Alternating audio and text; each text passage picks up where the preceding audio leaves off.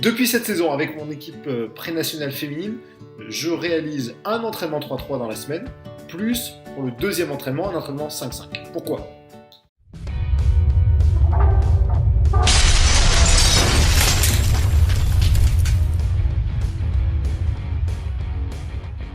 Bonjour à toutes, bonjour à tous, bienvenue sur My 3x3 Experience, la première chaîne YouTube qui ne parle que du basket 3-3.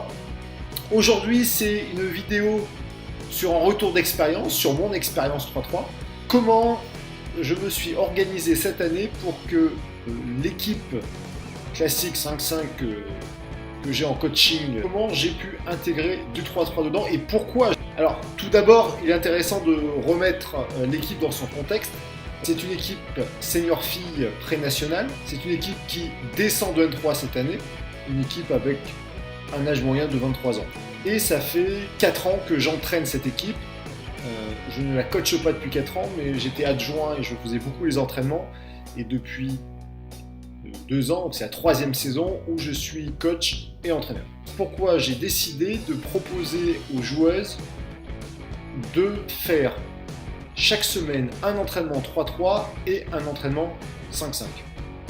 Alors, la première raison, c'était comment intégrer de la technique individuelle plus facilement. En leur proposant une nouvelle activité, il m'était plus simple de leur faire travailler de la technique individuelle sur des catégories que tu connais bien, c'est-à-dire des seniors de niveau N3, région, qui sont là pour jouer principalement et que la technique individuelle c'est vraiment secondaire pour eux.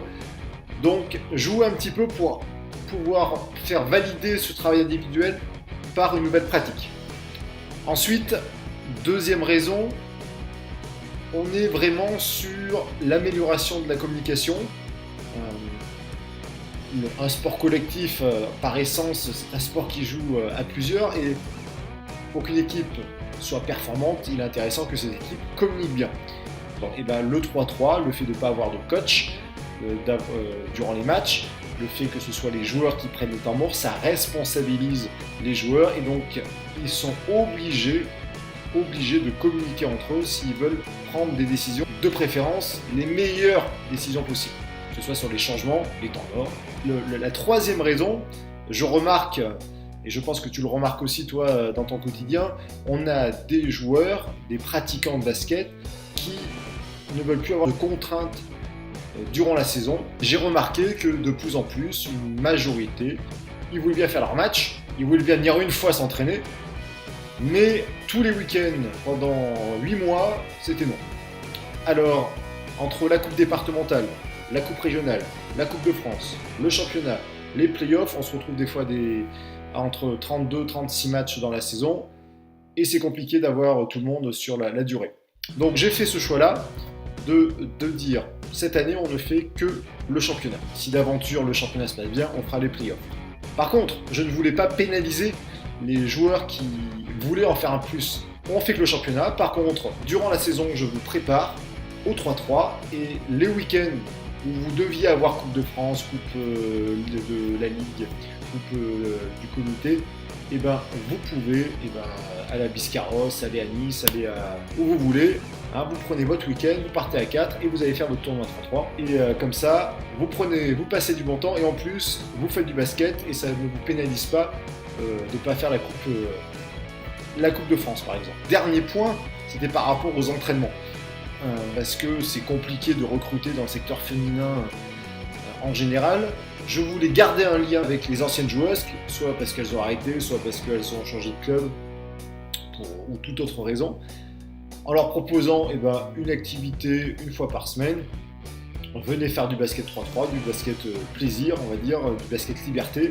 Si vous voulez faire des matchs, des tournois, vous le faites en fin de saison ou sur les week-ends de libre avec les autres. Et deuxième point, 2 entraînements par semaine dans mon club, c'est compliqué pour plusieurs raisons. Vous avez les joueurs qui travaillent, vous avez des joueurs qui sont aux 4 coins de la région parce qu'elles ont des études à droite à gauche. Donc souvent, le mercredi, on se retrouve à 5-6. Ça énerve le coach parce qu'on ne peut pas travailler. On peut travailler même à 5 ou 6, mais on peut pas faire de collectif. Ça énerve les joueuses qui sont toujours présentes, ne comprennent pas pourquoi elle est toujours là et que les autres ne sont pas toujours là. Donc j'ai évincé le problème en disant, de toute façon, le mercredi, ce sera entraînement 3-3. Et comme on est 6 la plupart du temps, on peut travailler le pré-collectif, le collectif et le travail individuel. Au niveau de la planification, j'ai commencé le début de saison par la reprise classique 5-5, que je ne vais pas détailler, plus un stage. Et en fait, on a fait que du 5-5, on a préparé la saison 5-5 jusqu'au premier match. Donc ça devait être le 27 septembre, pendant un mois et demi, ça a été que du 5-5. À partir du premier match, on a basculé sur la formule, un entraînement 3-3 le mercredi et un entraînement 5-5 le vendredi. À partir d'octobre et jusqu'à avril, un entraînement 3-3, un entraînement 5-5, plus un tournoi 3-3 une fois par mois.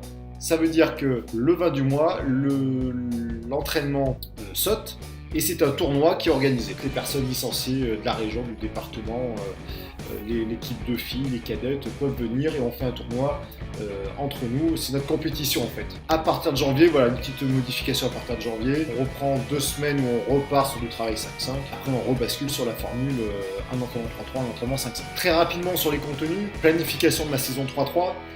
Dans un premier temps, ça a été présenter la discipline, donc que ce soit les règles, le fonctionnement, les spécificités du 3-3, les différences entre le 3-3 et le 5-5. Voilà, essayer de tout remettre en place. En gros, présenter cette discipline. On a travaillé sur la transition, donc la capacité de passer de l'attaque à la défense et de la défense à l'attaque, qui est essentielle dans le 3-3 puisqu'on joue dans 12 secondes. Ensuite, on va travailler sur la saison, sur le rebond offensif, sur les écrans porteurs et sur, on va dire, le travail du 1 contre 1 en général, mais avec plutôt les arrêts et les départs et toute la notion de tir. Ce qui est intéressant, c'est de voir, alors on n'a fait que la moitié de la saison à l'heure actuelle, mais c'est de voir est-ce que le 3-3 par rapport à mes objectifs de départ a un réel apport. Il faut bien comprendre que le 3-3 n'est pas une finalité, là, dans mon exemple, mais c'est plutôt un outil pour travailler le basket dans le 5-5. Donc, en termes de résultats purs, nous sommes à la moitié de la saison à 7 victoires, 4 défaites. Donc de ce côté-là, ça n'a pas eu d'impact négatif d'avoir qu'un seul entraînement 5-5. Pour le travail individuel, le travail technique individuel, les fondamentaux, pour l'instant on ne peut pas dire, parce qu'on n'est qu'à la moitié de la saison, c'est trop tôt pour le dire s'il y a eu un impact positif sur les joueuses. Le résultat par rapport à la liberté de pratique, c'est-à-dire qu'elles fassent des tournois sur les week-ends de libre.